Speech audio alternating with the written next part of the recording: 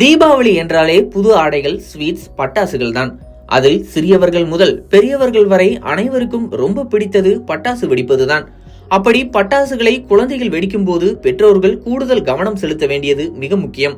பட்டாசு வெடிக்கும் போது என்னென்ன செய்ய வேண்டும், வெடிப்பதற்கு பிறகு என்ன செய்ய வேண்டும், முக்கியமாக கண்களை எப்படி பாதுகாப்பாக வைத்துக் கொள்ள வேண்டும், பட்டாசு கண்களில் பட்டுவிட்டால் உடனே என்ன செய்ய வேண்டும் என நாம் கேட்ட அனைத்து கேள்விகளுக்கும் அவசர சிகிச்சை மருத்துவர் பிரீதா பதிலளித்தார்.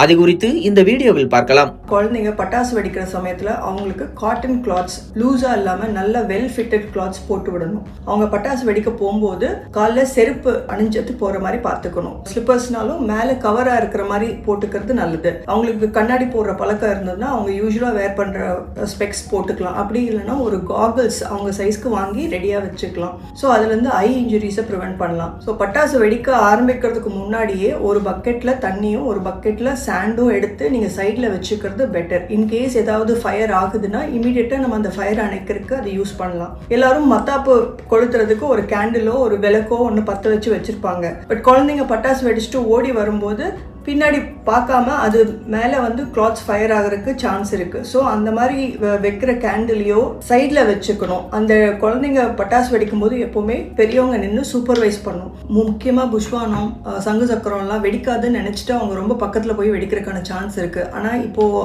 சில பட்டாசுங்கள்லாம் வெடிக்குது.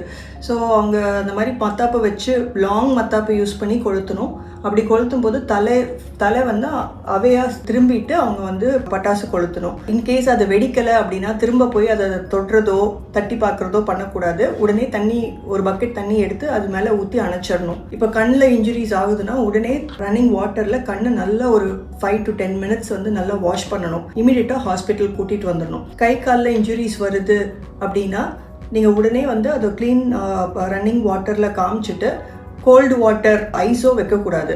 நீங்கள் இதெல்லாம் பண்ணுறதுக்கு முன்னாடியே ஒரு ஃபர்ஸ்ட் எய்ட் கிட்ட ரெடி பண்ணி வச்சுக்கணும். பேண்டேஜ், தீக்காயத்துக்கு போடுற சில்வர் சல்ஃபடைசின் ஆயின்மெண்ட்டு, அப்புறம் கொஞ்சம் பிளாஸ்டர்ஸு, ஐஸ் பேக்ஸ் இதெல்லாம் பக்கத்தில் ரெடி பண்ணி வச்சுக்கலாம். ஸோ தீக்காயங்கள் ஆகும்போது நீங்கள் என்ன பண்ணக்கூடாது அப்படின்னா ஐஸ் வைக்கக்கூடாது. இன்னொன்று, நிறைய பேர் இந்த டூத் பேஸ்ட், பட்டர் இதெல்லாம் போட்டுட்டு வருவாங்க. அதெல்லாம் எதுவும் போடாதீங்க. ஒரு க்ளீன் காஸில் தண்ணியில் நினச்சி புண்ணு மேலே போட்டுட்டு உடனே ஹாஸ்பிட்டலுக்கு வந்துடுங்க.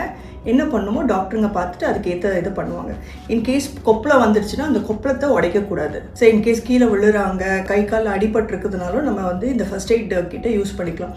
இதையும் மீறி இன்ஜுரிஸ் ஃபேஸில், கண்ணில், கைகளில் இல்லை பாடியில் லார்ஜ் ஏரியா தீக்காயங்கள் இருக்குதுன்னா இமீடியட்டாக ஹாஸ்பிட்டலுக்கு கூட்டிகிட்டு வரணும்.